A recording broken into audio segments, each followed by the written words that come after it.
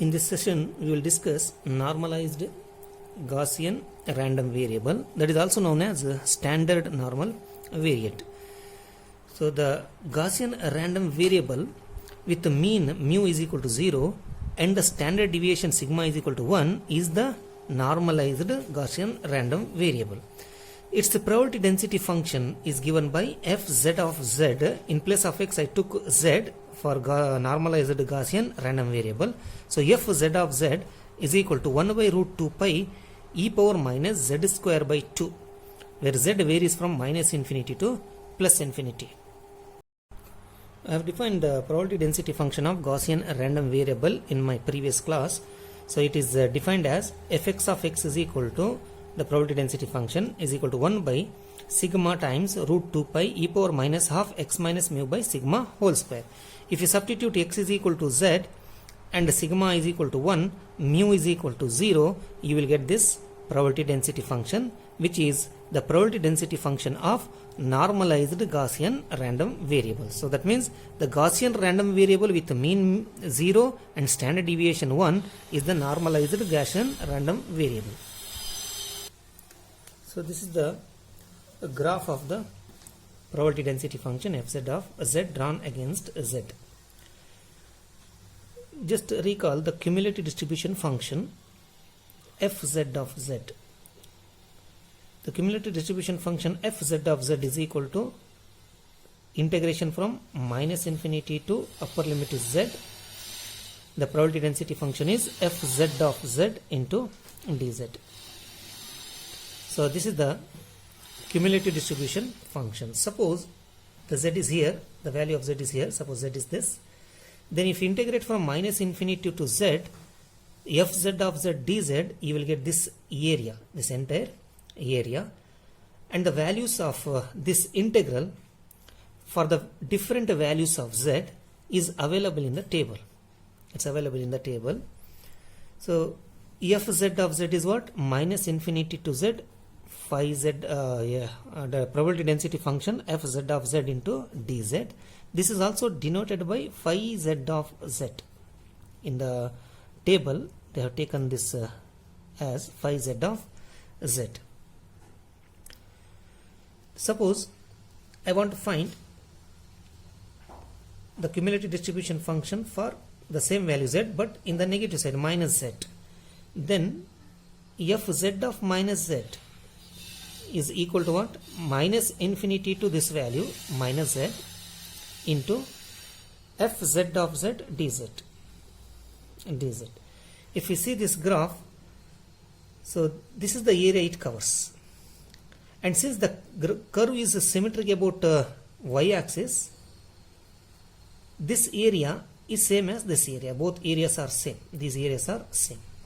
Therefore, if you want fz of minus z, you find the entire area, that is 1. We know that minus infinity to plus infinity fz of z dz is equal to 1 because this is a probability density function. So if you find the entire area, you will get 1. From that you subtract the area from minus infinity to z. So if you subtract the area from minus infinity to z from the entire area, you will get only this part, and that is equal to this. Therefore fz of minus z, which is equal to minus infinity to minus z fz of dz, can be written as 1 minus of fz of z. 1 minus of fz of z. That means if you do this, you will get this area, and that area is equal to this. They are equal. So therefore fz of minus z is equal to 1 minus fz of z. In some of the textbook, the table is available for the values of the integral from 0 to z. Suppose a of z is defined like this: 0 to z fz of z dz. That means a of z gives us the area between 0 to z. This area, it gives this area between 0 to z, and the table for different value of z is also available. If you have the table where you will find these values, and if you want to find capital F z of z, that means cumulative value of this integral, so then just add 0.5 to a of z. The reason is from minus infinity to 0 to z. Integration from 0 to z is integration from minus infinity to 0 plus 0 to z, and we know that integration from minus infinity to 0 is half, because the entire area is 1, so this is the half part. So therefore you must add 0.5 to a of z to get fz of z. So in some textbook these values are available, and in some textbook these values also available. Suppose you have this value available with you, then add 0.5 to this value to get fz of z. So just to note all these things, note that fz of z, we are using this notation for fz of z. So fz of z is minus infinity to z, probability density function of normal standard normal variate into dz. So that is actually phi of z, and then fz of minus z, fz of minus z means we are integrating from minus infinity to minus z. That is same as 1 minus capital fz of z.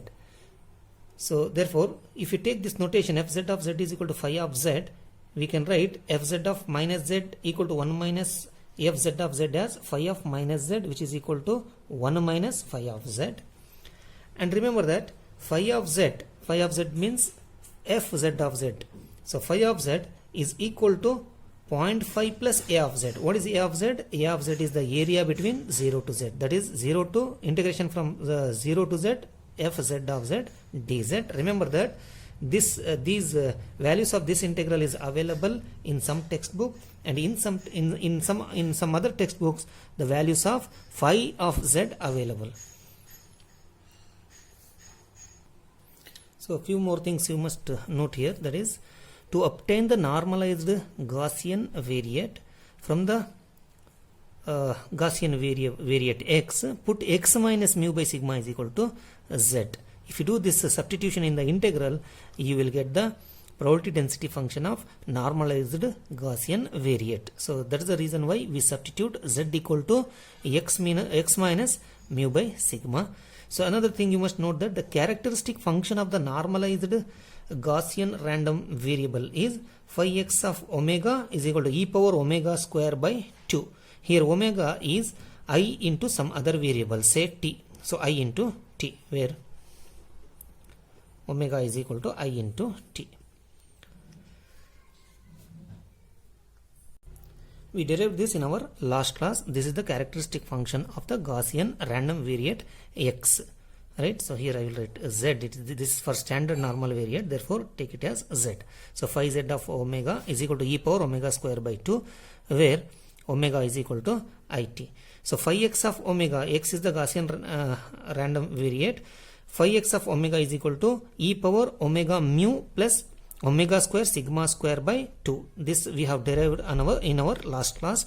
So when mu is equal to 0, sigma is equal to 1, you will get the characteristic function e power omega square by 2. So this is the characteristic function of normalized Gaussian random variate. Consider the problem. If z is a normalized Gaussian variate, find the probability that z lies between minus 1.003 to 2.392. So solution is,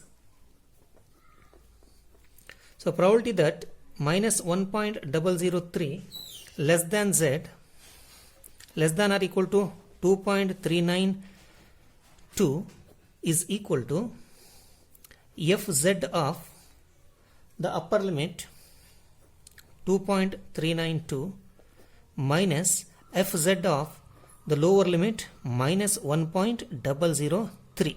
We know this, you must be knowing this. So this is equal to, I will write it as phi of 2.392 minus phi of minus 1.003. This is equal to phi of 2.392 minus of 1 minus phi of 1.003. Now to find these values we need to refer the table. So this is the table with me, which gives the area between 0 to z. So this area for various values of z here, for various values of z, If you want 0.100, this is the value. If z is a 0.11, then this is the value. So like that it will continue. So but we need to find phi z of z. Phi z of z means we are integrating from this point to minus infinity to z. If you want that, just add 0.5 because this area is half. So just add 0.5 to these values, which will gives you phi of z. Phi of z, right? So what we want here is phi of 2.392. So this is equal to 0.5 plus that value is a of 2.392 minus 1, minus into minus plus. So this phi of 1.003 is phi of 1.003 is 0.5 plus a of 1.003. So you can see this 0.5 plus 0.5 is 1. So therefore these things get cancels. So we have a of 2.392 plus a of 1.003. 1.003. So let us find these values in the table. So what we want is 2.39 is here.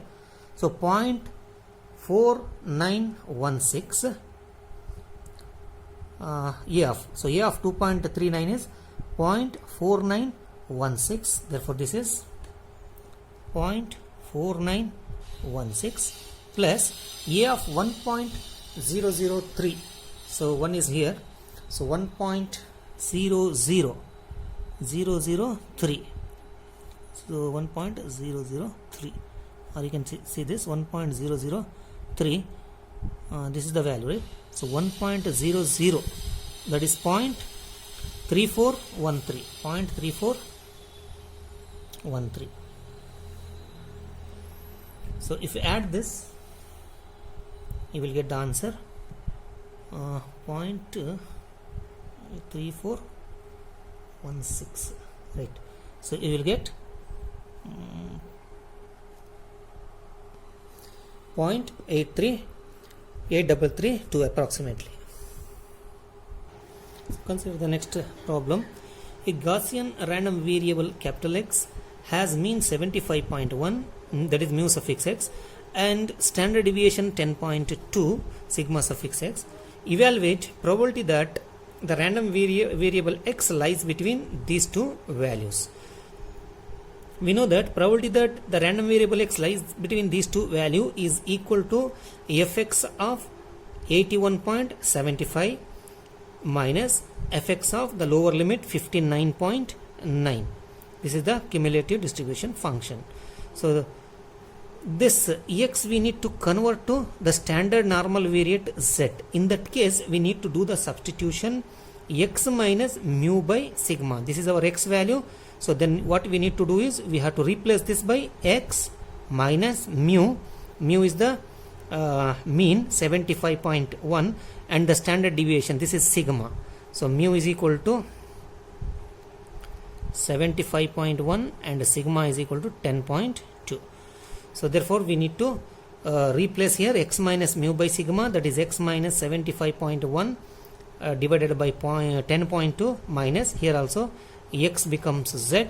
Then you have to replace 59.9 minus mu, that is 75.1 divided by sigma 20 standard deviation 10.2. So this gives you fz of 0.6519. This gives you fz of negative minus 1.4901, or this is phi of 0.6519 if you want to refer the table, and this is phi of minus 1.4901. So this is same minus. So this is 1 minus phi of 1.4901. So if you use the table and if you substitute the values here and if you do the calculation, you will get 0.6708. Consider the next problem. A production drawing specifies a dimension on a printed circuit board as 0.75 plus or minus 0.002. That means between 0.748 to 0.752. So assume that the process that manufactures the devices is such that the dimension is a Gaussian random variate. That means it is distributed normally. So with mu x, mean is 0.75 and the standard deviation is 0.0013. So this is mu and this is sigma. Find the percent of printed circuit boards having the dimensions within the specified tolerance limit from, as I told, 0.748 to 0.752. The solution is simple. We need to find the probability that the dimension, the random variable here x, lies between these two values. So what is the chance that 0.748, what is the probability that the random variables lies between 0.748 and 0.752? And if you want to calculate the percent, just multiply this answer by 100, less than 0.752.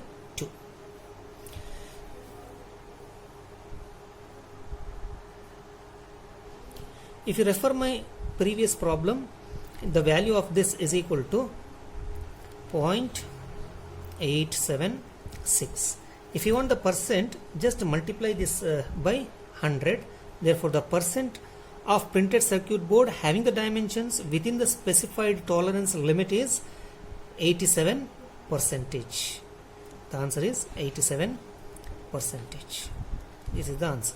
So just to evaluate this, I refer my previous problem. Consider the next problem. If z is a normalized Gaussian random variable, then find expected value of z, expected value of z square, expected value of z cube, and expected value of z power 4. Solution: we know that phi z of omega equal to e power omega square by 2, where omega is the complex valued function I t. So this is the characteristic function of the random variate z. If you want expected value of x, expected value of x is equal to z. Expected value of z is equal to first derivative d by d omega of phi z of omega at omega is equal to 0. So this is equal to, if you differentiate this function with respect to omega, so derivative of e power omega square by 2 is e power omega square by 2 into derivative of omega square by 2. Derivative of omega square is 2 omega. 2 cancels, so you'll get omega. This is a chain rule. This is using chain rule. So you'll get this at omega is equal to 0. If you substitute omega equal to 0, the answer is 0. That means expected value of the normal variate z, that is mean is 0. We know this. So similarly, expected value of z square. What is expected value of z square? So in the same way, expected value of z square will be equal to second derivative d square by d omega square of phi z of omega at omega is equal to 0. That means we need to differentiate this once again. Here we must use the product rule. So first part, derivative of the second part.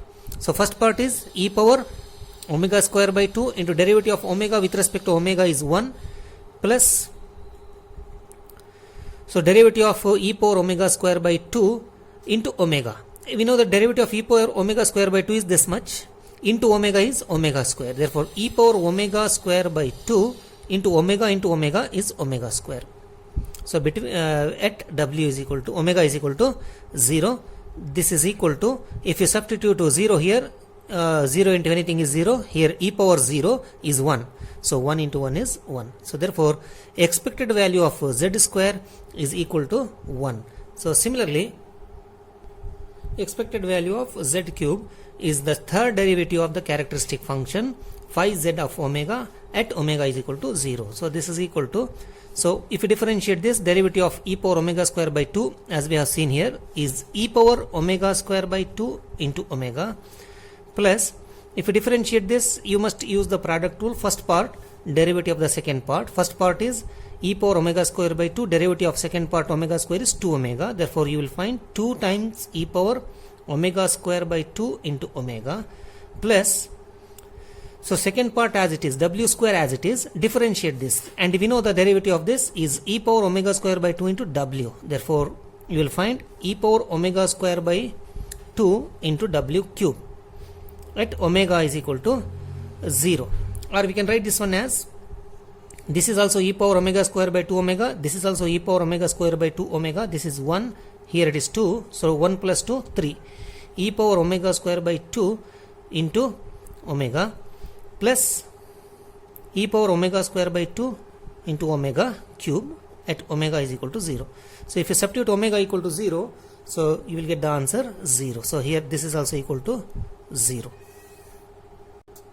Similarly, expected value of z power 4 is fourth derivative of the characteristic function at w is equal to 0. So that means differentiate this. So first part is 3 e power omega square by 2. 3 e power omega square by 2 is the first part. Derivative of omega is 1 plus derivative of 3 e power omega square by 2 is derivative of e power omega square by 2. Remember that it is e power omega square by 2 into omega. Therefore, so 3 is there. 3 into e power omega square by 2 into omega. So that is omega square. So first part as it is, derivative of omega is 1. Second part as it is, derivative of e power omega square by 2 is omega square by 2 into omega. So therefore omega into omega will be omega square. This 3 is a constant. It will be here. So use the product rule, you will get this. Similarly, plus, so first part once again as it is, derivative of omega cube is 3 omega square. Therefore 3 e power omega square by 2 into omega square. Then plus omega cube as it is, derivative of e power omega square by 2. Derivative of e power omega square by 2 is e power omega square by 2 into omega. Therefore you will find e power omega square by 2 into omega power 4 at omega is equal to 0. At omega is equal to 0. If you substitute omega equal to 0 here, this term will be 0 because here omega, we have omega here, here also omega. So these three terms will become 0. Then the last term, these three terms becomes 0. So this is the last term. If you substitute w is equal to omega equal to 0, e power 0 is 1, 1 into 3 is 3. Therefore, expected value of z power 4 is equal to 3.